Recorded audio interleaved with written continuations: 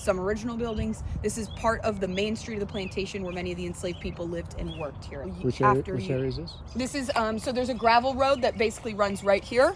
And then down that direction, and that's what's called Mulberry Road. Signs on the wall too with more information. Okay. And then inside is the exhibit that's about a 5-minute video. It runs on a loop, so if you go and it's like in the middle, you can wait a couple minutes, it'll start over once it's finished. Okay. And so that's underneath the south side over here. Okay. So will we exit on that side? You're gonna exit on this side of the house. Okay. But there is a tunnel that goes underneath.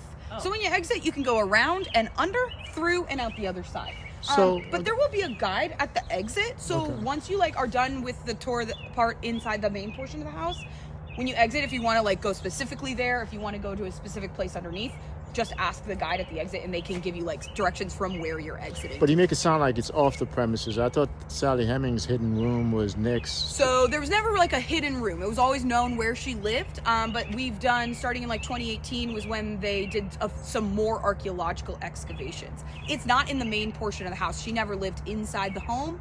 And it wasn't a room, despite like some popular belief that it wasn't connected in any way to Thomas Jefferson's like bedroom, private suite, anything like that. So the room that we believe is where she and her children lived during his retirement, it's underneath the terrace over here. Yeah. Okay. So just a couple guidelines, and then we'll send you right up to the house for you. There's more guidelines? Oh, just the actual, that was just some information. This is just rules for inside the house, so we ask you to not have open. You'll head down this way, turn left at that brick path. A guide will meet you at the stairs, and then get you inside for yourself. Thank you. Absolutely. All right, so it's been a heck of a day.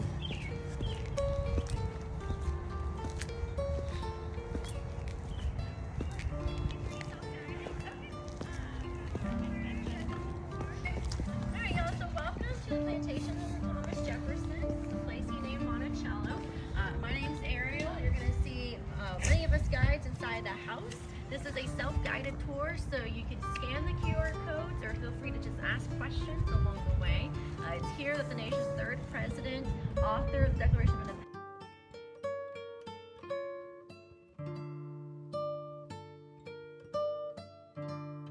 Independence. Lived, but as well, Jefferson had 4 generations of his Randolph family that lived inside this home, an endless stream of visitors, and much more than just a home. This was also the center of a very large plantation. So at any one moment, about 130 enslaved individuals also lived and labored here. So any questions that come up, again, feel free to talk to us.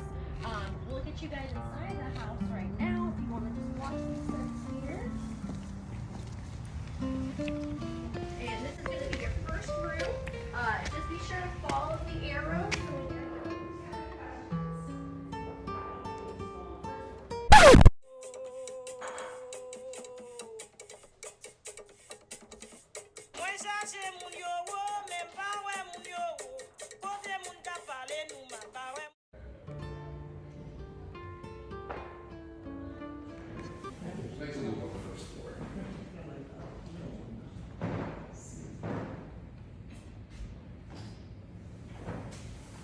What's the story behind that painting? That is Jesus in the Praetorium. Jesus in the what? In the Praetorium. So this is while Jesus is on trial, waiting Pontius Pilate's verdict of whether or not to execute him. But Jefferson purchased that painting in France. So that's one of the original paintings here. How long was he in France? 5 years. That was with his daughter and Sally? Yeah, so 1784 to 1789, he's going to be in France, the American ambassador. What was the purpose of the French tour? French tour, he's an ambassador. He's an ambassador. Was he the first ambassador to France, I guess? 1775? No, he's not the first.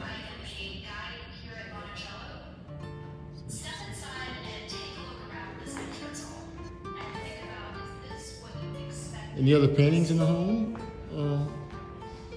There's going to be lots of paintings. Right. What'd you say was the painter again? Jesus. Who was the painter? Oh, the painter, the man, last name is Melbodius. Okay, thank you. We can go that way? Yeah.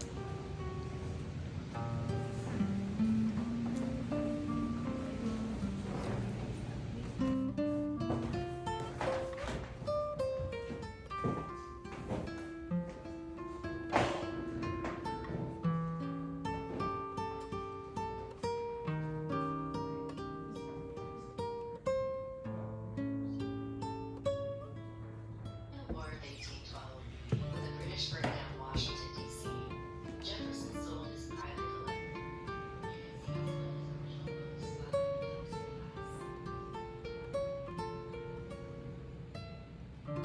Who's the best of? That is John Adams. I thought it was.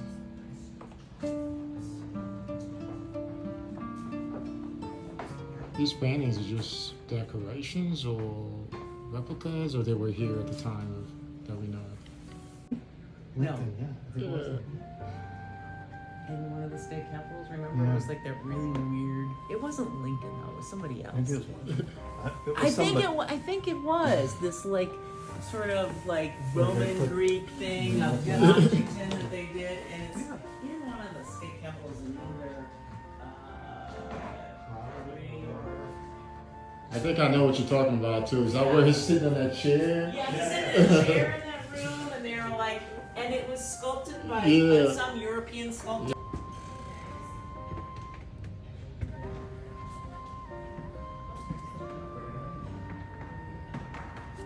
You have any questions? No. Yeah, you go that way. I don't know which drawings were here, and which ones are just Well, any of the paintings. when they're dressing.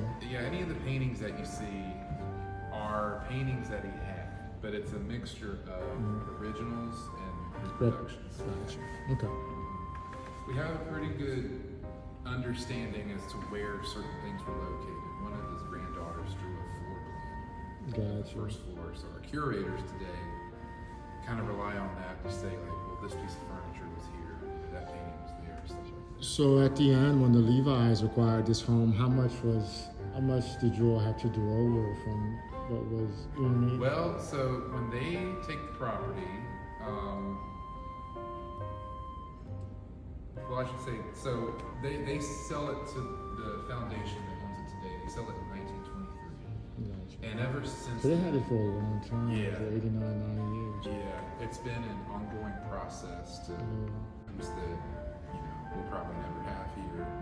And other things that we are pretty sure are completely lost, you know, that we'll never find. But it still happens where something turns up. Or when you get into the dining room, actually, one of the most recent objects that we just got is a painting of Harper's Ferry. Mm-hmm. You'll see it, it's gonna be in a gold frame. When you head in, you'll see the river going through the mountains. Gotcha. That was one that we just acquired, and It just so happens it yeah, popped up. it's Jefferson's original, yeah. Wow, that is crazy. That's crazy. It is much more. The ceilings are much more vaulted than I imagined. Yeah. Yeah, they're 18 and a half feet in this room in the parlor. Mm-hmm. 22, Is that what that is? Is that about 20, 22? just about 22 feet. Okay. Okay. Trying to think like with architecture. There's a lot of glass too in this house. Really? Especially.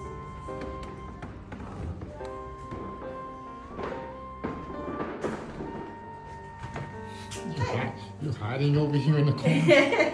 I'm the doorkeeper. You're the doorkeeper? I am. Can I answer any questions for you? Sure. Why is the sky blue?